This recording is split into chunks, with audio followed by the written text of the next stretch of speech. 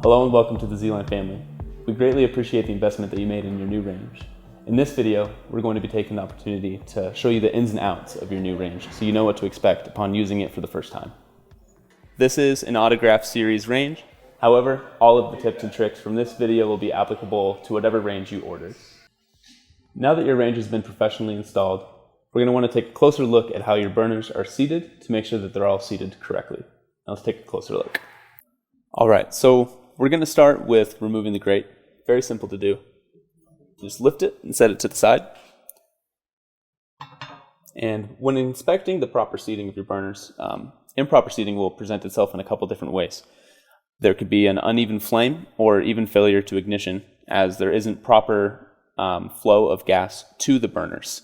And if you're noticing that, this is a good place to start with making sure that everything is just in the proper place. One thing to note is we're just going to be looking at these two burners right here, as the semi-rapid burner is identical in seating to both the rapid and the auxiliary burner over here. However, the dual walk burner is a little bit more complicated, so we'll be digging into that as well. We're going to start with that semi-rapid burner right here, and I'll just let you know what to look for. You're going to want to look at the cutout for the spark tip right here. It's supposed to be lined up with the spark tip right here. If it isn't, there's no way it's going to sit evenly, and you will get an uneven flame. So we're going to put it back here, making sure that those are lined up. There will be a little bit of give, not a lot, but you'll be able to feel that it's evenly in place. Moving on to the dual walk burner right here. Now this is a little bit more complicated, but what we're going to look for are a couple shapes on the bottom of this burner spread that are going to be lined up with the burner itself. So you'll see here that you have kind of a peg and a semicircle right here. And if you look at the burner, you'll see cutouts for both of those shapes right there. When you put it in place, you want to make sure that those are lined up, locked into place with a little bit of give. And as long as it's sitting like that, you should be getting an even flame and easy ignition. Now we're going to talk about the uses of these different burners, starting with the most powerful. We have our dual walk and our rapid burner right here. Either one is apt to boil water quickly or to sear steaks or otherwise. Moving down to the semi-rapid burner here, this is more of the all-purpose burner to fit most of your cooking needs. We also have the auxiliary burner right here that would also be referred to as a simmer burner, used for just keeping food warm as you're finishing up the rest of the meal. Lastly, we have the fish burner that's located underneath this griddle here. Fish burner is to be used with this griddle, just to have a larger cooking surface. Great for any grilling purposes, or if you were to be trying to make pancakes, bacon, eggs, all at the same time, that's kind of the spot you want to be. So now we're going to look at the difference between aluminum and brass burners. Now, on an autograph edition range, you would have only received the brass burners. However, if you purchased them as an accessory, you would have received both, so it's important to know the differences between the two. One of the key differences, especially if you're converting to brass burners, is recognizing that the caps are not going to be the same. If you look underneath here, one is indented while one is actually kind of stamped out. And what can happen if you were to cross the caps is uneven flame for sure. You could also have an excessive flame because too much airflow is going through them and there isn't enough resistance. Now, with the dual walk burners, these outer rings are actually going to be the same. However, the differences are mostly aesthetic. You'll see that the brass burner includes the ZLINE printed center cap. However, for operational purposes, there aren't really any differences. Something to note about your brass burners is that brass is a material that oxidizes over time. So when you see the color change as you use your range more, this is completely normal and it won't affect the functionality at all. You'll see, specifically with these, that they are rather different in color as this one has been used for a longer period of time. Also, with the color of the brass spread itself, you can also see that it's gotten a little bit richer in its tone as it's been used. All of this being said, if you would like to restore the original tone of your brass burners, this is possible. We sponsored a video through Appliance Educator that shows you this process. However, this is something that you will have to repeat over time as the brass will continue to oxidize. So let's talk about cleaning your range. A key feature of your new ZLINE range is the ease of cleaning. And we'll take a closer look after we remove these grates. Now, with some other brands, there may be seams between sections of your cooktop, and this makes it very, very easy for food debris or grease to fall between those seams. But what you'll notice on this cooktop is that it is all one solid piece.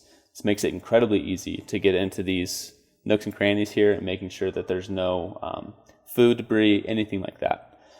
On the topic of cleaning, we also want to make sure that we're cleaning our spark tips regularly.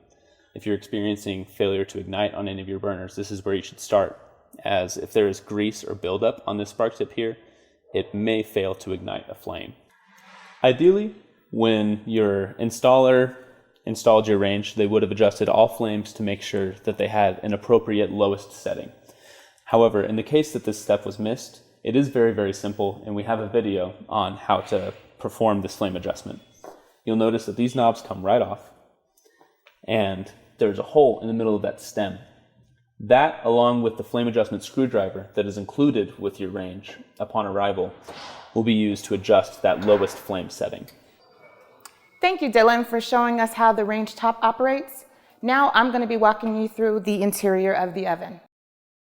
Let's take a look at how this oven operates so that you're using it as it was intended. First, you'll want to turn on your high bake setting to preheat, as well as the temperature that you desire. The high bake setting is our preheat setting, and it also engages the upper ring at the top and the bottom heating element to get you to your desired temperature fastest. Once your oven has reached temperature, the indicator light will turn off, and you'll know that you can set it to low bake before you actually put your food inside. If you were to put the food in at high bake, you would have a dark crust on the top of your food because that inner ring at the top is on, so you always want to put your food in at a low bake setting. The setting knobs on this unit turn in either direction. We do get lots of questions on that, and no, you're not crazy. It works either way. The oven on this range was not designed to be self-cleaning because it does not have a self-lock mechanism. However, you can use the power of steam and heat to clean your oven. Put an oven-safe dish in filled with water. Close the range up for 30 to 60 minutes and set it to 450. Once the oven has cooled and the steam has been released, you will be able to wipe the range out very easily, removing all the dirt and grime from the interior. Now let's take a look at the cooling fan. The cooling fan engages whenever you turn your oven to on and temperature, and it is meant to protect the internal components of the oven. It is here to protect the electrical components inside of your oven. It cannot be turned off, and you will hear a bit of sound and feel a little bit of air coming out here. This is not heat from inside your oven. This is heat from the space above your oven. All of our ovens are equipped with a drip pan. It's easily removable and it protects your elements. You're just going to lift here and pull it straight out. You'll only do this when your oven is cool. If you have any questions, feel free to give us a call or shoot us an email. Additionally, if you've had your range for a few years and are in need of any parts, we just launched a parts website at ZLINEparts.com. That concludes the tour of your new ZLINE range. Thank you for choosing us, and we truly appreciate your purchase.